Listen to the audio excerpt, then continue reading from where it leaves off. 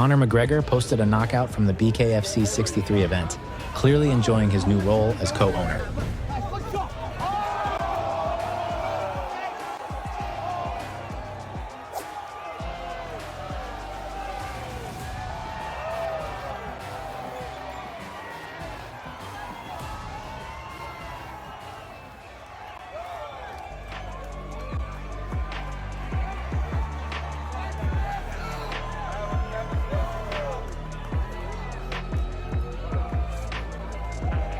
Aljamain Sterling thinks that myth of the Nurmagomedov brothers is almost vanished by performance of Cory Sandhagen.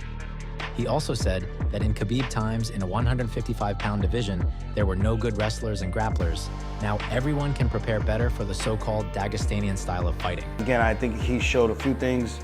I think now people looking at that Umar fight where it's tough, but it's not so much of the end of the world where he takes you down. The 135-pound division, I think a lot of people need to realize, is not like 155. When Khabib was dominating at 155, there were primarily no high-level grapplers who can wrestle and do jiu-jitsu. There's a lot more guys at 135 that can do that in comparison to Khabib when he was dominating. When he was dominating, he beat the best guys that they put in front of him. But let's be honest, a lot of those guys did not have that well-rounded skill set like the guys at 135. I'm not saying Khabib's not good. I'm comparing the skill sets of the opponents that he faced. So now you're looking at guys that Umar is facing.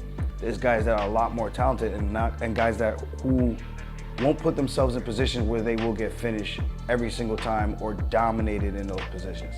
And I think we're starting to see that and understand that. And when you understand that, it helps you better prepare either at 155 or at 135, because you know what you have in front of you, you know what you can do, and you have the recipe for success. You just got to go out there, put it to work in the room, and then hopefully in the octagon it shows.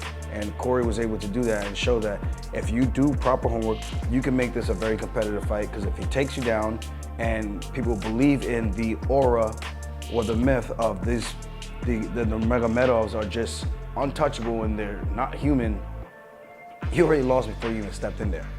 So I think those are a couple of things that were answered. And again, it did show that Umar is that good. But I still think he's, like that performance alone, I think it would be a tough fight for him to fight Merab or an O'Malley, if that's the Umar that shows up. And of course, he's got time to get better. That's his first highest ranked opponent that he faced. So you gotta cut him some slack there. I didn't expect him to come out there and just destroy Cory, because Cory is good. I even said it before the fight. I said Cory seems to have this confidence about him that he knows what he's looking to get into, and he will be more than ready. And I think he's going to shock the world. And I think he did shock a lot of people. Dana White gave an extensive interview to Kevin Iole.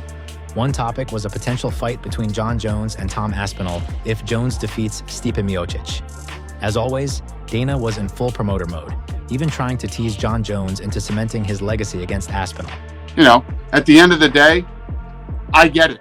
Everybody wants to see Tom Aspinall, but let me tell you what, after Stipe and Jon fight, whoever wins, the Aspinall fight's even bigger. But then you know the next question, which is going to be, of course, you know, Jon has hinted quite a bit at retirement, and Stipe flat out said, I don't want to fight anybody else but Jon Jones, right? And 100% going to retire after this fight. And then, you know, listen, Jon Jones, I've said this, you know how I talk about Jon Jones and what I think of Jon Jones as a fighter. Jon Jones always loves to challenge himself. Moved up to heavyweight. I don't know what Jon Jones will do after this fight, but I would be shocked if he didn't want to test himself against Aspinall. Right. Don't you know? Now listen, everything that I've been saying, right? These are fucking facts. These are facts. It's not like me and Jon Jones have this unbelievable relationship like I have with Ronda and Chuck Liddell and Conor and some of these people that have fought in the past, right? Yeah. We know this is not the case. What I am saying about Jon Jones is undebatable. Undebatable what this guy has accomplished in his career, right? And if he beats Stipe and he comes out and fights Tom Aspinall and beats him, It's already undeniable. Nobody, don't care how much you dislike Jon Jones for what he's done or what he's done. This isn't about personally who is Jon Jones and do you like him. We're talking about the baddest dude to ever walk the face of the earth in combat sports. Already, if he goes out and beats Tom Aspinall, he cements his legacy as the greatest fighter.